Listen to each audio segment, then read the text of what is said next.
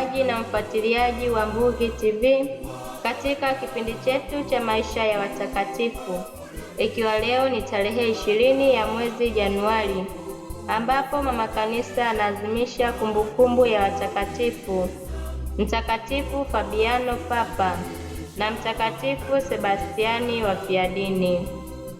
Karibu tuweze kusikiliza historia zao, tukianza na Mtakatifu Fabiano. Mtakatifu Fabiano alichaguliwa papa mwaka 236. Kabla ya uchaguzi, walikusanyika mapadre na Wakristo wa Roma. Wakiwa katika mkusanyiko, njiwa alitoka mbinguni akatua juu ya kichwa cha Fabiano. Mapadre na waamini wale waliokuwepo walistaajabu na kuamini kwamba Fabiano ndiye aliyeteuliwa na Mungu kuwa papa. Fabiano alikufa kama mfiadini baada ya miaka 14 na upapa wake, wakati kanisa lilipokuwa linapata madhulumu kutoka kwa Kaisari Desio mwaka 250. Alizikwa karibu na kaburi la Mtakatifu Kalisti. Tusikilize pia na Mtakatifu Sebastiani. Mtakatifu Sebastiani alikuwa askari. Aliwasaidia Wakristo waliokuwa wanateswa na kufukuzwa nchini kwao na Kaisari Dioklesiano. Alikamatwa na kupelekwa kwenye baraza la Kaisari Dioklesiano. Akashtakiwa kwamba alikuwa mfuasi wa Yesu Kristo. Kaisari alimhukumu auawe kwa kupigwa mishale. Askari walimpiga mishale wakifikiri amekwisha kufa. Basi wakaenda zao. Mjane mmoja mtakatifu Irena alimchukua ili amzike, lakini akamwona anavuta pumzi. Basi akamchukua kwake akamtunza kama mwanaye.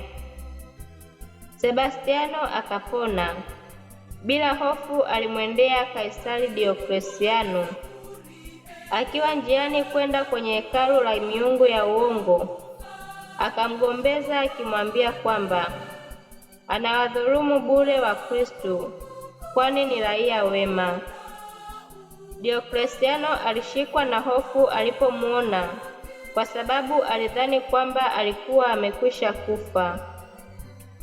Dioklesiano aliwaamuru askari wake wampige magongo mpaka afe, kisha mwili wake ufichwe, Wakristo wasije kumchukua tena. Hata hivyo, mwanamke mmoja Mkristo aligundua masalia yake, akayachukua na kuyazika kwa heshima katika kaburi lililokuwepo karibu na njia ya Apia. Hiyo ndiyo historia za watakatifu Fabiano na Sebastiani.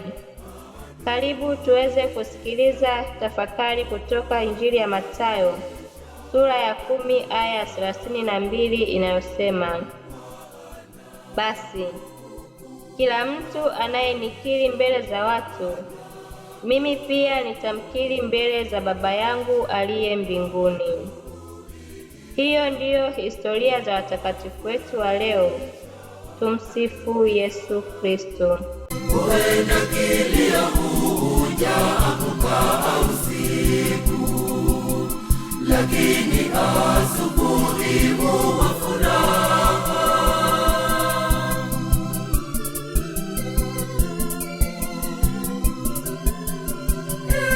Bwana, nitakutukuza kwa maana wewe umeniinua.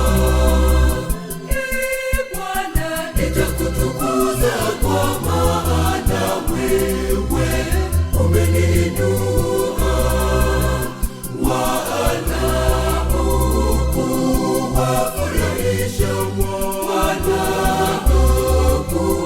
Wanaokuwafurahisha adui zangu, ukuwafurahisha adui zangu.